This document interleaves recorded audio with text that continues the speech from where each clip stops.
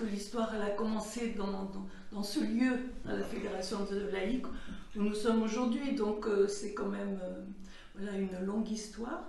Donc à l'époque, on avait des chantiers de jeunes au Burkina Faso. Donc on accompagnait des jeunes en difficulté d'insertion pour construire des chantiers. Donc là, ça se trouve que c'était au Burkina et à Kanchari, et c'était en fait en lien avec des projets de la Ligue de l'enseignement. Et puis donc dans ce projet-là, la fédération a construit un collège de 8 classes et une bibliothèque. Alors nos valeurs, c'est la solidarité, et la solidarité internationale, l'amitié entre les peuples. Et puis aussi, une des valeurs qu'on défend, c'est l'éducation. Parce que pour nous, l'éducation est quand même, pour tous les enfants, un moyen de bâtir un avenir. C'est une association qui est là pour le bien-être des populations. Donc, elle a seulement besoin d'un interlocuteur, quel que soit le bord politique ou chose. Donc, les questions politiques n'intéressent pas cette association. Ce qui est intéressant pour l'association, c'est comme on dit, c'est la solidarité internationale, c'est le bien-être des populations, donc l'accompagnement surtout dans l'éducation de nos enfants qui sont dans le besoin.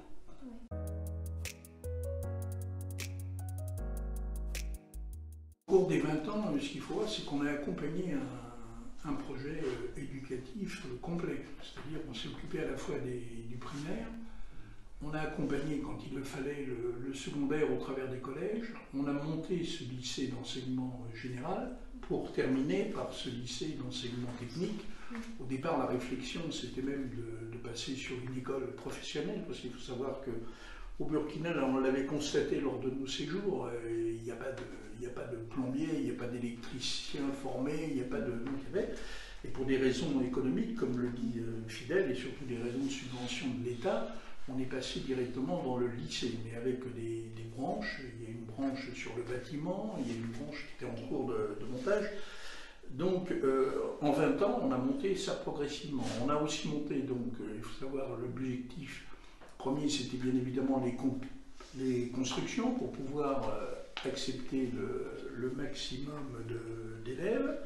Mais on a toujours aussi gardé un budget pour l'entretien, alors que les locaux ne nous appartiennent plus, hein, puisqu'on construit pour la commune de Kanchari. Et il est important de pouvoir pallier aux différents soucis qui pouvaient se produire sur place, hein, notamment quand il y a eu un peu d'électrification ou des choses autres. Donc voilà, hein, et en 20 ans, ben, le résumé, c'est que 40% des enfants qui sont scolarisés sur la commune le sont dans nos établissements. Donc, ou des établissements financés et construits en collaboration avec la mairie par l'association des Amis de Kanchari.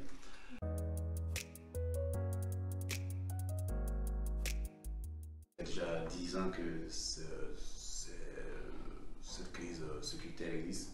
Aujourd'hui, nous sommes au Burkina, nous avons des amis qui sont là, qui ne peuvent plus se rendre au Burkina, au Burkina à Kanchari plus précisément, pour de telles raisons. Donc je me dis que si ensemble, même dans l'année, on arrivait à endiguer cette crise, ça allait nous permettre, en tout cas, de nous retrouver à nouveau et de mener des actions de solidarité internationale. C'est sûr qu'actuellement, on ne peut plus construire pour des tas de raisons. C'est que les communications jusqu'à Kanchari sont pratiquement impossibles. Donc le village, toute la commune est isolée et victime d'un blocus. Donc les djihadistes surveillent autour, les routes ne sont pas sûres. Donc il ne pourrait pas y avoir d'acheminement de matériaux. Donc on aide en fait les associations de parents d'élèves pour pouvoir rémunérer les enseignants. On aide beaucoup les élèves qui sont à Fada, déplacés à Fada Ngoma. Donc on a monté à peu près 4 actions par an, alors, à la fois sur la nourriture, mais également sur les kits d'hygiène. L'association distribue à peu près la moitié, oui, on ne va pas être pas loin des 50% de cet investissement annuel sous forme humanitaire en ce moment. Heureusement qu'on a des amis sur place, hein, et que la technologie fait qu'on peut, avec des photos, des vidéos, mais c'est vrai que c'est plus l'engagement premier.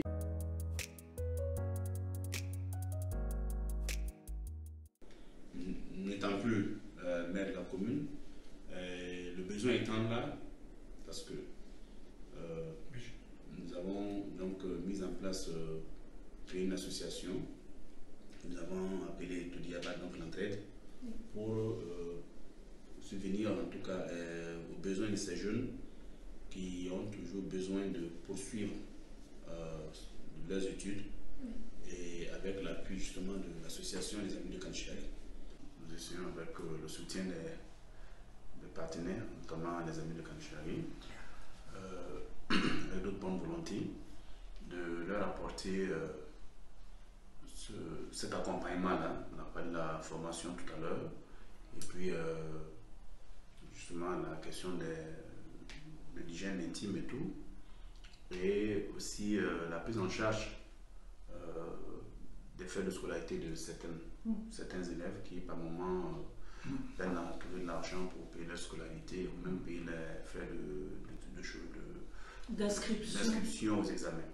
Parce que notre objectif, c'est de pouvoir accompagner tous ces jeunes et de sorte à leur permettre de ne pas de poursuivre leurs études et de préparer leur avenir.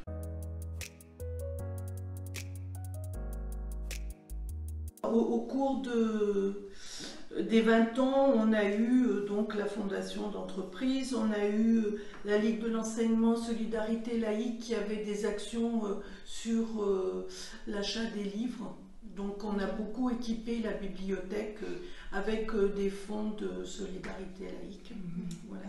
Le département de la Drôme aussi, à une époque, nous a accompagnés sur les constructions d'établissements, plutôt de classes de secondaire. Et puis on a des associations partenaires, donc la Fédération des œuvres laïques en fait partie, bon, surtout comme soutien et comme réseau. Mais on a aussi un projet tous les ans avec l'UFOLEP. Donc on tient la buvette de la nuit du volet. Et du coup tous les ans on a une aide financière de l'UFOLEP. On a une autre association en Ardèche qui s'appelle Ultra Running, qui nous aide aussi, qui fait une manifestation annuelle d'Ultra Running, qui est une manifestation nationale et même mondiale cette année. Voilà, et du coup ils nous soutiennent.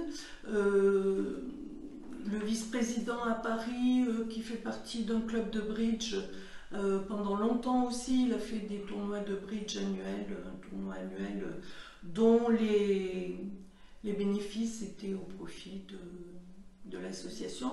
Et c'est pareil, il se rend tous les ans aussi en Autriche, dans son village natal, son lycée, qui organise des courses. Et on a des adhérents aussi en Autriche. Donc voilà quelles sont la ville de Valence, il ne faut pas que je l'oublie, parce qu'il nous aide un peu tous les ans en tant qu'association pour le fonctionnement, comme elle aide d'autres associations. Mais par contre, ils ont été très utiles pour le château d'eau. On nous a beaucoup soutenus, et vraiment, parce que ça n'a pas été simple du tout. Et puis quand on a obtenu les fonds, c'était le moment où ça commençait à très mal aller. Donc on a cru qu'on n'allait pas terminer là. Ce que je veux dire, c'est qu'au bout de ces 20 années, nous avons investi 1 400 000 € sur la commune de Kanchari. Voilà.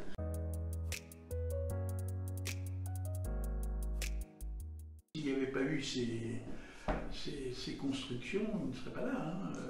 C'est ce qui représente l'investissement. Et moi, je trouve que c'est un beau projet, surtout que c'est un projet qui a tenu, qui a été cohérent. Une véritable amitié autour du projet, donc c'est pas seulement dans le terme des amis de Kanchari, il y a une véritable amitié avec nos amis burkinabés, mais aussi à l'intérieur de l'association. Donc c'est un projet entre amis, je crois. Oui, C'est ça qu'on peut résumer. Donc c'est ça qui est fort dans une amitié de 20 ans. Quand finalement j'ai réalisé ce petit livret que j'ai comptabilisé, je me suis dit c'est quand même pas rien, on peut quand même être fier, voilà, de ce qu'on a fait, je me dis. Et puis on l'a fait avec cœur, quoi. On l'a fait avec. C'est pas non plus que du technique, quoi. C'est aussi parce qu'on est persuadé de toutes ces valeurs dont on parlait tout à l'heure et qu'on les fait vivre à travers cette action.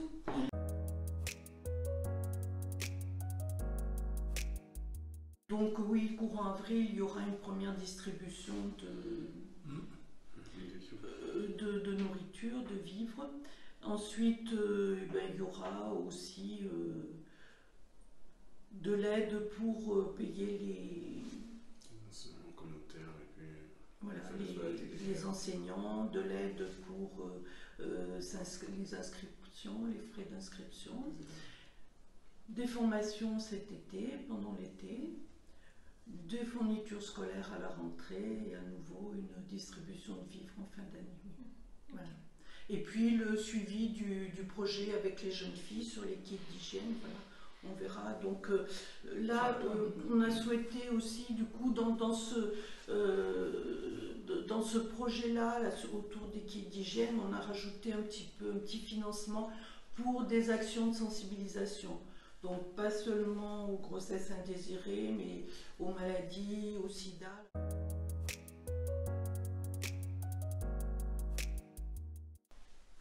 Alors pourquoi on est affilié à la FOL? Parce que quand on a créé l'association, vu qu'on reprenait un projet qui est de la FOL, et que, voilà, que j'avais travaillé à la FOL pendant 10 ans avant, je ne voyais pas comment l'association ne pouvait ne pas s'affilier à la Fédération des Eugleilles.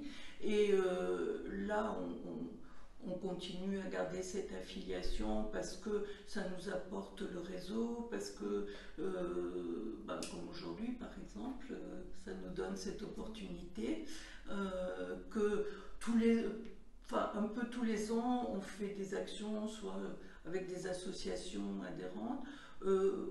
Je ne l'ai pas dit non plus, mais c'est qu'on a des petites actions aussi, des fois, nous, de sensibilisation à la solidarité internationale en France. Donc, il m'est arrivé d'intervenir pour l'USEP, par exemple, pour des journées citoyenneté de l'USEP. Donc, voilà. Donc, je crois que c'est tout ce réseau et tout ce lien qui est important pour nous.